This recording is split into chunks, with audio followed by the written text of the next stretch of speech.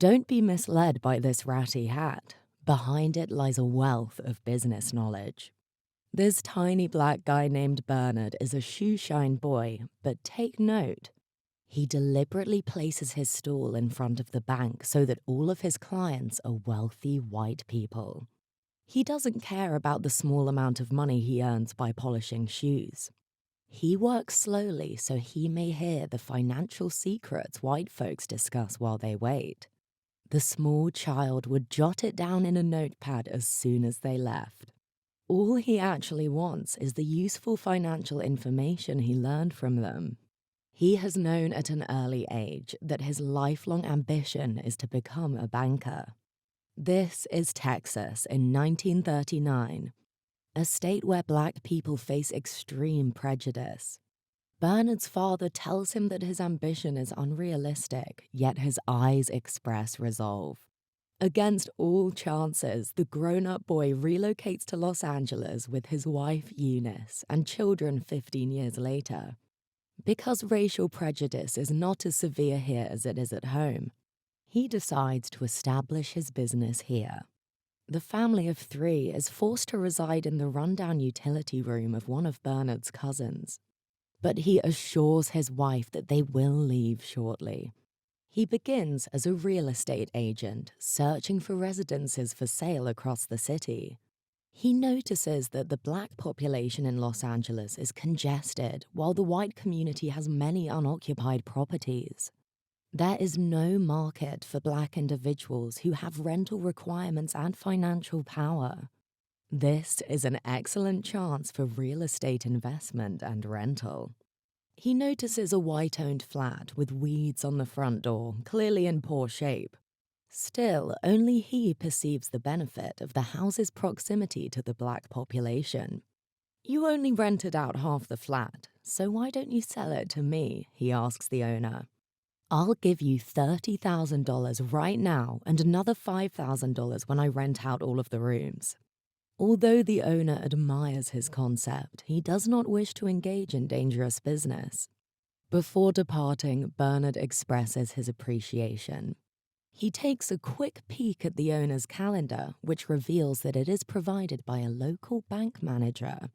So he bids farewell to the owner and goes straight to the bank, where he sees the manager who sent the calendar.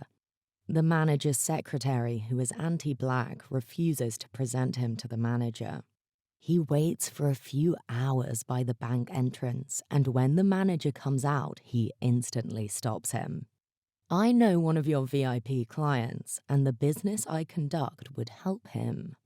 Therefore, I hope you can authorize a loan for me," he adds. However, the bank manager dismisses him without hesitation. That night, he gets a call from the owner who says, "Did you use my name to attempt to acquire a loan?" He doesn't have an option except to apologize. Surprisingly, the owner does not criticize him, but rather admires his determination not to quit until his objective is met. The owner decides to guarantee the loan for him. So he obtains his first bank loan and purchases the property. In the next scene, an elderly white lady has just returned home from shopping when she notices a black guy at her door. "What are you doing?" she questions sharply. "I'm refurbishing the apartment building," says the black man quietly. "Workers like you should be careful," says the old lady sternly. "Don't worry, this is my building, and I will absolutely take good care of it," Bernard answers. Speechless, the elderly lady returns home in a rage, and the police arrive shortly after. They inform Bernard that an elderly lady phoned the police and then questioned him whether he purported to be the owner, which he denied. Bernard unexpectedly pulls out a copy of the real estate certificate. It turns out that he had anticipated difficulty and is prepared. When the cops found that the house truly belonged to him, they stormed out. When Bernard comes to the apartment complex that night, the old lady at the door notices him and orders him to leave since it is not time for renovations. "I am not a renovation worker. Now I am the owner," Bernard says quietly. The elderly lady is taken aback and she abruptly leaves the building because she does not want to live in the same building as Black people. Bernard rents out her property to a Black lady as soon as the elderly lady goes. As he predicted, the Black renter market is massive. The building swiftly fills, and Bernard makes the previously agreed upon follow-up payment to the old owner. The former owner admires Bernard and wants to partner with him to create a business. Bernard selects the house and estimates the revenue, while the previous owner negotiates the deal and signs the contract in his presence.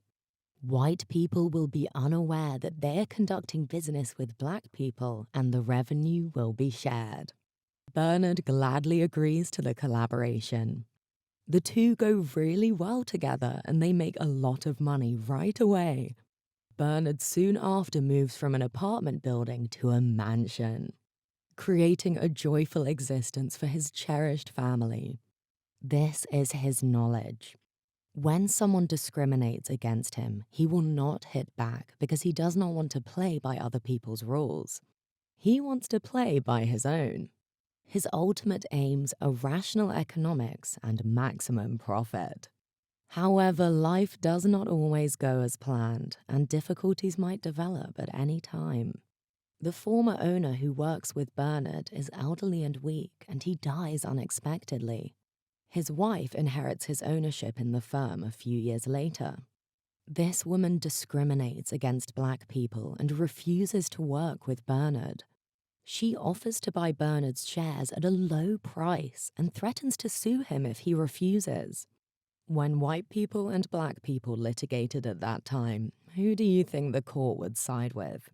Bernard is unwilling to be treated so unjustly, so he chooses to go to court. However, he must find someone to testify to verify his cooperative connection with the former owner. He considers the bank manager, however the manager has already worked with the widow and stays away from Bernard. Bernard once again stands in the bank and looks around the nice and orderly bank building meticulously. Discriminatory fangs everywhere. He is frequently ridiculed just because of the color of his skin. When he enters into the bank, Bernard's mind gradually comes to the realization that there are 4 banks in one building, and each of them has locked doors for this Black man. Bernard's head created a brilliant notion at this moment. I will buy this building and see which of you dares to discriminate against me again. As a result, Bernard seeks out Joe, another Black real estate developer in Los Angeles, and informs him of his ideas. Joe initially believes Bernard is insane because the land price for the building is extraordinarily high, and no Black person has ever purchased land in downtown Los Angeles. But after more discussion, Joe realizes that Bernard is not a deluded man, but a logical rationalist. Why does he want to acquire this property? Because the bank inside will service him as long as he owns the building. They dare not refuse him a loan. They will also inform him of the real estate trend so that his real estate firm runs more smoothly. Joe is taken aback by his suggestion, but after giving it some thought, he feels that it will work. Despite his affluence, he is susceptible to white people everywhere. If he can stomp on white bankers and white land, he will earn more money. They can't, however, negotiate trades with white people directly. Therefore, they require a white person to act as an agent. Bernard already has an idea in mind in this regard. Matt, who has been assisting him with renovations. This guy is an honest man. He is also very ambitious, just a little inexperienced. So Bernard and Joe set out to train Matt thoroughly, teaching him golf, high-class manners, mathematical thinking, and real estate. Matt lives up to expectations and swiftly improves his golf skills. He can compute real estate prices while playing golf, exactly like a young and promising entrepreneur. Matt meets the owner of the bank building at a golf club, which is also arranged by Joe. The talk goes well. Matt is given the opportunity to purchase the building, and the remainder will be negotiated. But if Matt is unsure how to proceed, don't panic.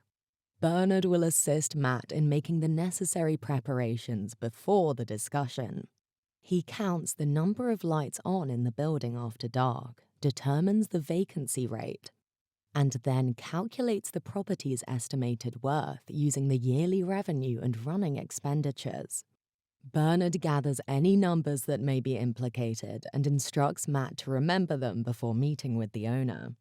As a result, no matter how much the big boss bluffs about his property, Matt is always one step ahead and tells him the actual figure, which surprises him. The accountant next to him is likewise perplexed. They all believe they have found a math genius and cannot trick him. Bernard eventually obtains the building for only $1.56 million, which was originally priced at more than $2.4 million. Every president of every bank will now come to shake Bernard's hand whenever he enters or exits the building from then on. The small manager who has previously made things tough for him is taken aback. Bernard and Joe's real estate professions grow quickly with the help of the banking business. They are the sole violators of Los Angeles' tight zoning of black and white segregation. Many young and promising black people relocate into white communities shortly afterwards. Bernard returns to Texas with his family some years later in 1963 to visit his father, Britton. Britton tells Bernard after dinner that he is pleased with his efforts. Bernard wanders around town with his kid the next day. They're standing in front of the bank where Bernard worked as a shoeshine boy. Texas was the most racist state in America at the time. They come across a little boy polishing shoes exactly like Bernard used to do when he was younger. However, to Bernard's amazement, the youngster will only work on white people's shoes. This small encounter hurts Bernard and awakens his feeling of duty to his fellow man. He secretly resolves to challenge the existing status quo and assist his hometown's black people in obtaining better homes. Bernard pays Joe a visit the next day and tells him that they should purchase the Mainland Bank in Texas. Joe believes Bernard is insane for even considering it because racism is so prevalent in Texas. Bernard, on the other hand, succeeds to present persuasive arguments for making the transaction. Joe eventually agrees to assist Bernard. They rehire Matt and utilize him as their frontman once more. They meet with the bank's owners, Robert Florence Sr. and Jr., to go through the details of the deal. Despite the misgivings of Florence Jr., Sr. sells the bank to Matt and his companions. Bernard returns to work after acquiring Mainland Bank and begins assisting African Americans in town in obtaining loan approval. Bernard appears to want to assist his fellow males obtain a fair shot at housing and even money-making chances. Things are going well for a while, until Florence Jr. starts looking into the loans that their bank allows. Florence follows Matt one day and encounters Bernard and Joe, confronting them about the loans they allowed and threatening them with a letter from the U.S. Treasury Department. He claims that the agency will conduct an inspection of the bank's activities in 1 month. The men discussed their future steps after Florence Jr. left. During this point, Matt has a suggestion. They acquire another bank and move the issue loans from Mainland to that bank. They talked about buying the Bank of Marlon Moore, and Bernard thinks the primary issue is managing the bank's operations. In response, Matt asks that he be given control of the new bank. Bernard expresses his displeasure with the plan, but finally agrees to allow Eunice keep a watch on Matt. Matt eventually gets to manage his bank exactly how he wants. One day, Matt meets with a lawyer and begins signing loan documents at his signal. To make matters worse, Matt receives a call from Florence Jr. about clients who want to withdraw all of their money from Mainland. Marlin Bank is visited by a federal bank examiner. Bernard compels himself to disguise up as a janitor in order to get near to Matt during the meeting. Unfortunately, the examiner identifies a significant issue on multiple loans. Bernard is shocked that the ludicrous loans were authorized. They soon discovered that it was Florence Jr.'s fault all along. It comes out that in his haste to manage his bank, Matt ignored tradition and hired a lawyer suggested by Florence. Florence was able to slip in the bad loans this way.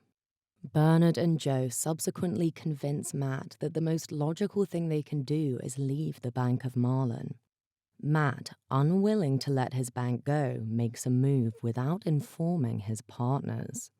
Joe finds out about his relocation the next day and heads to Mainland Bank with Bernard. They confront Matt about the loans as Florence stands there proudly watching the drama. Bernard orders Matt to collect their books, but it's too late. Federal bank examiners come to revoke Mainland Bank's operating license as they exit the facility. The FBI captures Bernard and Joe.